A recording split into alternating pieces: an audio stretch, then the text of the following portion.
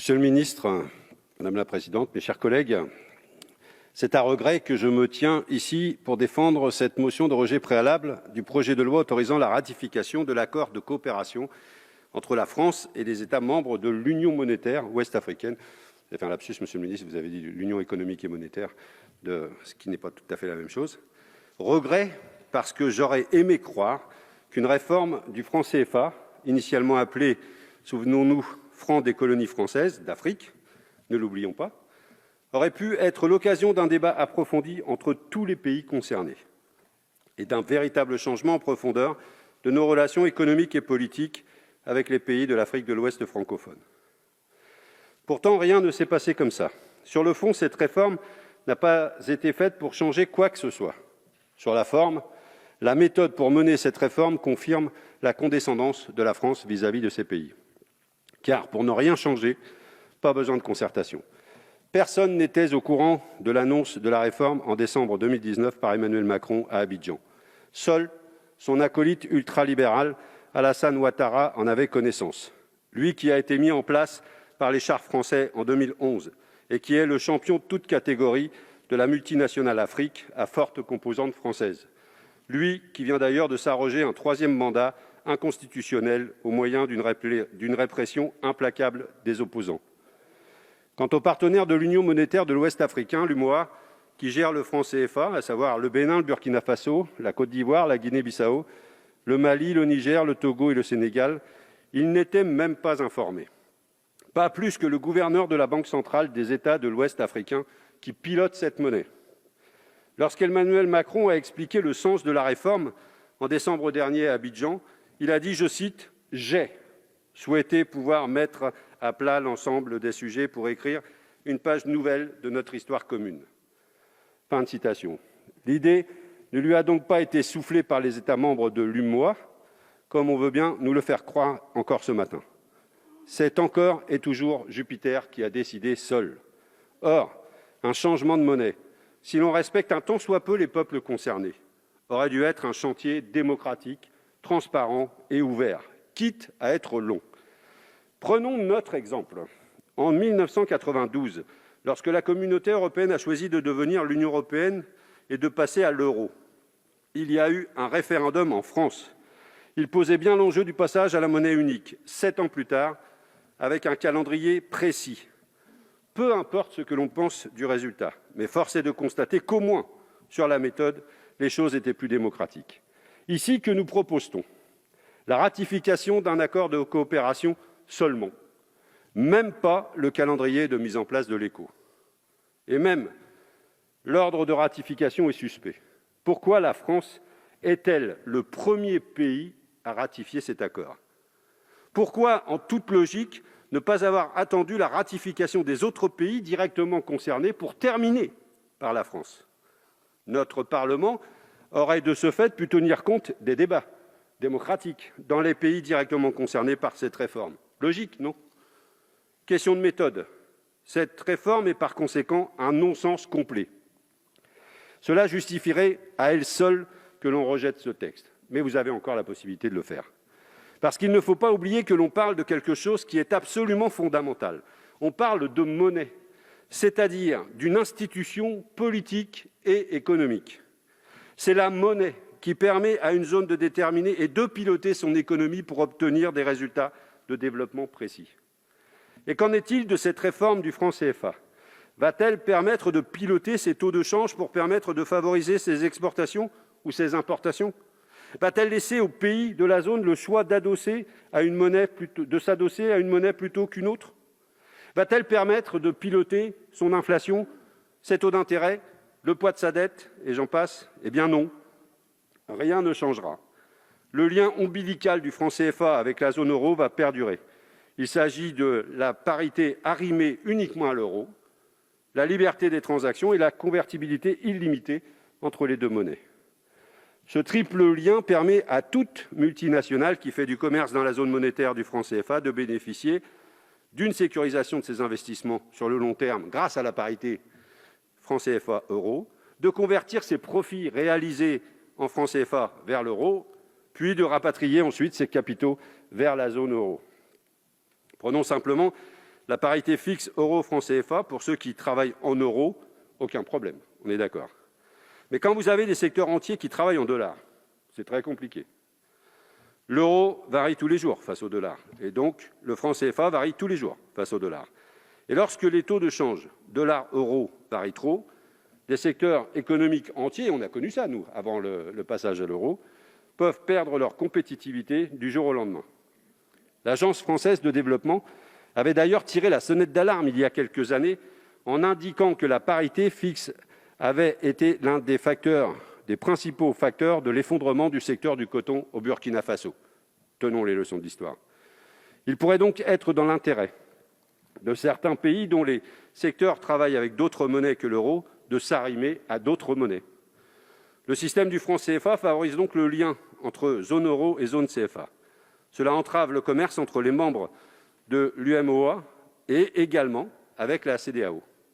Cela explique que 50 ans après les indépendances, l'Europe soit encore le premier partenaire commercial de la plupart de ces pays, alors que le commerce à l'intérieur de l'Afrique entre ces pays représente moins de 15% au total. Ça doit vous parler, monsieur le ministre, ce commerce extérieur. Ce chiffre est un véritable échec du franc CFA. À lui seul, il justifierait d'ailleurs sa remise au placard de l'histoire. Il n'y a au sein de l'UMOA aucun mécanisme de solidarité, aucun marché unique, aucune union politique et pas d'intérêt économique, finalement, à partager une monnaie qui serait bénéfique pour chacun de ses membres. Comparons à nouveau avec la zone euro. Malgré une très forte intégration économique et un commerce entre les États membres de la zone euro, on sait tous que les choses sont complexes. Mais là, on a affaire à une union monétaire sans autre forme d'union. Rajoutons à cela le fait qu'en cas de crise, lorsque l'on ne maîtrise pas sa politique monétaire et qu'on ne peut pas laisser filer l'inflation pour diminuer sa dette, le seul outil pour se désendetter est la diminution des dépenses publiques. Ça nous parle aussi ici. Comme dans l'Union européenne, c'est austérité à perpétuité. Le rôle du franc CFA dans la situation économique et sociale catastrophique des États membres de l'UMOA est donc à étudier avec sérieux. Ce n'est évidemment pas l'unique facteur, nous sommes d'accord. Regardons la situation d'un point de vue historique. Dans les années 1980, le FMI et la Banque mondiale ont saigné les pays de l'Ouest africain.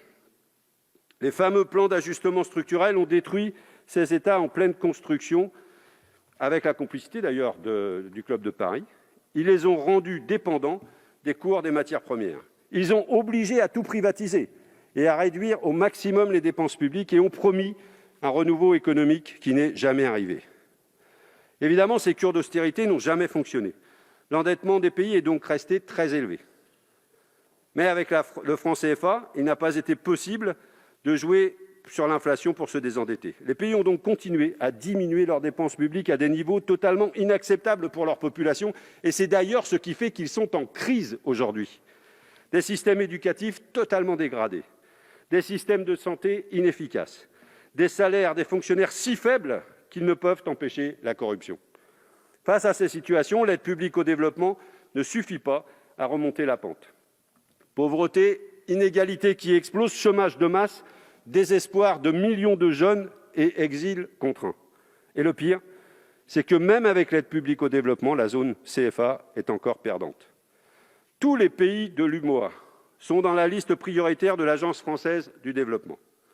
Une partie importante de notre APD est donc dédiée à la mise en place de programmes pour ces pays, dont certains consistent à construire des infrastructures. Or, qui est favorisé lorsqu'il s'agit de gagner des marchés dans une monnaie arrimée à l'euro ? Nos multinationales, bien sûr. Le métro d'Abidjan est à ce titre un exemple funeste de ce genre de projet, dénoncé récemment par le sénateur communiste Pierre Laurent. Il a été confié, suite à d'immenses pressions du pouvoir français, sans appel d'offres, à un consortium d'entreprises françaises à un prix astronomique. La transformation du franc CFA en éco ne va donc en rien changer ce système. Les trois choses qui vont changer sont donc le nom, la capacité pour la Banque centrale des États de l'Ouest africain de déposer ses réserves de change ailleurs qu'au Trésor français, l'absence de Français dans la gouvernance de la zone monétaire. Et encore, l'étude d'impact de ce projet de loi dit que la fin de l'obligation de réserve de change au Trésor français ne changera rien dans la tutelle monétaire. Par contre, cette disposition coûtera moins cher à la France. Il n'y aura donc plus à rémunérer les avoirs déposés sur le compte dédié. Voilà qui en dit long d'ailleurs sur l'état d'esprit de ses auteurs. Quant à l'absence de Français dans la gouvernance de la zone monétaire, elle est à nuancer si on lit attentivement l'article 4 du traité. Au sein du comité de politique monétaire de la Banque centrale des États d'Afrique de l'Ouest, une personnalité indépendante et qualifiée sera nommée par le Conseil des ministres de l'UMOA en concertation avec la France. Je ne reprendrai pas ici une petite interpellation de Roselyne Bachelot cette semaine. Ainsi, la France sort par la porte pour mieux revenir par la fenêtre. L'objectif de la France vis-à-vis de l'UMOA est clair, faire taire les critiques populaires sur le franc CFA par une réforme plus que minimaliste. Concernant le nom de cette nouvelle monnaie, c'est une tartufferie, comme j'en ai rarement vu. ECO est le nom du projet de monnaie unique de la communauté des États d'Afrique de l'Ouest, une communauté économique qui englobe tous les États de l'Union monétaire ouest-africaine, ainsi que le Cap-Vert, la Gambie, le Ghana, la Guinée, le Libéria, le Nigeria et la Sierra Leone. La CEDEAO, ou ECOWAS en anglais, avait choisi le diminutif de son acronyme anglais pour nom de sa future monnaie. Nous avons affaire ici à une OPA hostile sur l'écho de la CEDEAO. L'objectif de la France vis-à-vis de la CEDEAO est clair : couper l'herbe sous le pied du projet monétaire de cette zone et imposer son écho comme un fait accompli pour étendre l'influence de sa monnaie à tous les États membres de la CEDEAO. Cet objectif est clairement énoncé dans le rapport de notre commission. Je le cite à la page 22. « Le fait que le changement de monnaie, seul d'un héritage controversé, est susceptible de générer une dynamique politique. » Et je poursuis la citation. « Il peut permettre à d'autres pays aujourd'hui extérieurs à l'UEMOA de rejoindre l'ECO. » Mais cet objectif n'est pas du tout été apprécié par les pays concernés. Le Nigeria, poids lourd de la CEDEAO, a évoqué l'implosion de cette zone si la réforme du CFA était mise en place. Et plusieurs États ont condamné cette initiative très officiellement. Vouloir imposer cet écho à toute la CEDEAO est une stratégie très dangereuse. L'exécutif français prend ainsi le risque d'une crise diplomatique dans cette zone déjà en proie à de fortes tensions. L'objectif absolu dans la CEDEAO devrait plutôt être le renforcement des États, de leurs services publics, de leur économie. Seuls ces objectifs permettront d'offrir aux populations des perspectives de vie et de travail sur place. Et seul objectif pour lutter efficacement contre le terrorisme qui ronge toute cette zone. Et par cette stratégie du chaos, la France affaiblit la CEDEAO. Or, la CEDEAO est l'appui de l'Union africaine dans la région pour mener une politique de convergence économique et financière, une union douanière pour créer des intérêts économiques communs dans la région et surtout pour mettre en place une devise commune. Affaiblir la CEDEAO, c'est affaiblir le relais de l'Union africaine pour l'intégration régionale. Affaiblir la CEDEAO, c'est affaiblir le multilatéralisme africain. Vous parlez de multilatéralisme, sauf quand ça ne vous intéresse pas. Et j'imagine que personne ici ne veut aujourd'hui affaiblir le multilatéralisme africain. Voulons-nous être complices de cette stratégie de casse ? Que l'on me comprenne bien, je ne penche pas non plus pour le très libéral projet ECO de la CEDEAO. Je constate simplement que le gouvernement français s'est invité dans ce débat pour en perturber le cours. Cette monnaie, assumez-le, correspond aux intérêts des classes supérieures africaines tournées vers l'extérieur et aux multinationales qui travaillent en euros. Pour les peuples et pour les PME africaines, cette monnaie peut être un véritable boulet.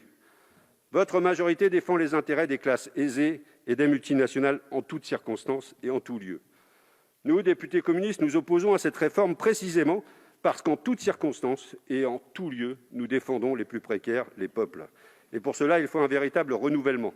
L'exécutif français ne doit pas imposer sa volonté en faisant pression sur des dirigeants africains. Ces pays sont indépendants et il est insultant à leur dicter leur politique monétaire et économique.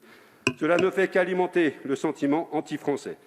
Avec cette réforme, nous sommes à 1000 lieues de ce qu'il faudrait faire pour réparer et construire des relations respectueuses, d'égal à égal, de coopération entre nos pays et nos peuples. Et pour finir, il faut se poser la question de l'intérêt d'une telle réforme pour les peuples. Eh bien, à l'occasion de ce travail, nous n'avons rien trouvé. Cette réforme n'est pas faite pour eux. Pourtant, c'est eux qui vont souffrir de ses mauvais côtés. Cette hypocrisie n'a donc que trop duré.